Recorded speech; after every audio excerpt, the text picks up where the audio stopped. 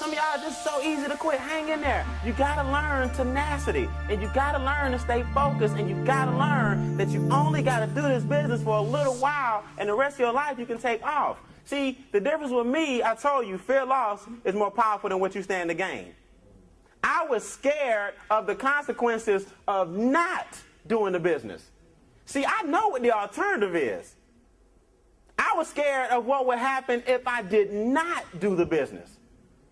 This is what I would always do. This is called a Ben Franklin close. Anytime my friends told me it wouldn't work, I would do just like this. Okay, take a pen. All right, now let's listen to the people who are broke.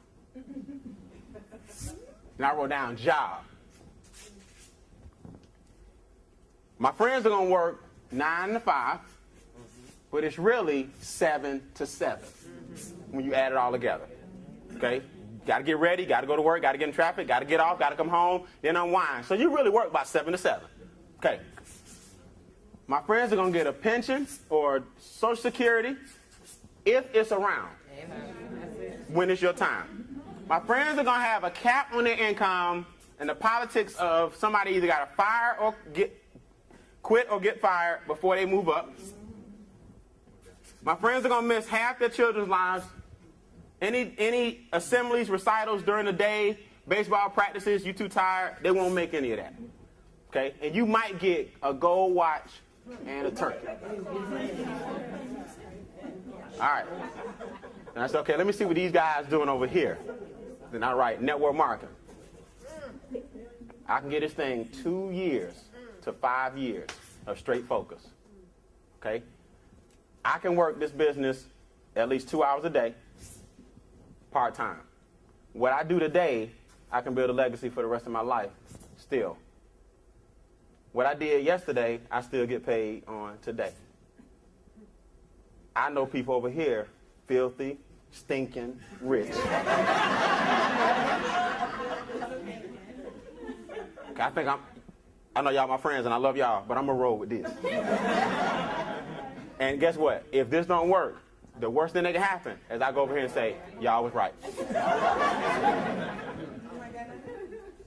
Every time I got sad, I'll go, okay, Brian, you getting depressed. What do we? Okay, let's look at the alternative. Job. Going back. See, you know what's going to happen over here. Why do people pick known hell to unknown heaven? You already know what the end result of this is. You already know. Not everybody. And I'm not knocking a job. Don't get me wrong, y'all. I'm not knocking a job. I've had a job, and everybody in here probably has jobs. Nothing wrong with a job, but you got to keep your job in perspective. Just understand the role of the job. See, if you really understood the role of the job, a person has hired you to do a service to make the company some more money. It don't feel like that a lot of times, but they wouldn't be keeping you if your role didn't make some what? Some money. So you might think you shuffling paperwork and riding the clock all day. At some point, you have made the company some money with what you do. You may not ever see the end result. So that way, when they lay off 70,000 people, you won't go postal. If you understood, for them, it was strictly what? Business. We thought we were going to make $80,000 every month on the project. We didn't. So everybody that we hired this week, y'all got to go. We apologize. Our projections were off, but you guys are costing the company money. See, if you understood it was business, you wouldn't get upset. But people get emotionally attached to their job. What? You firing me? Oh, no. No, not again. This thing 15 years. Are you serious? You can't be serious. See, because you don't understand the role that you're in. See, for them, it's strictly business. It's nothing to call you in there and go, look, you know. Because guess what? The person that's telling you that, it's either you, and he got a family just like you got a what? So it's not his decision. He usually didn't make that decision. He got to cut all of this to keep his job.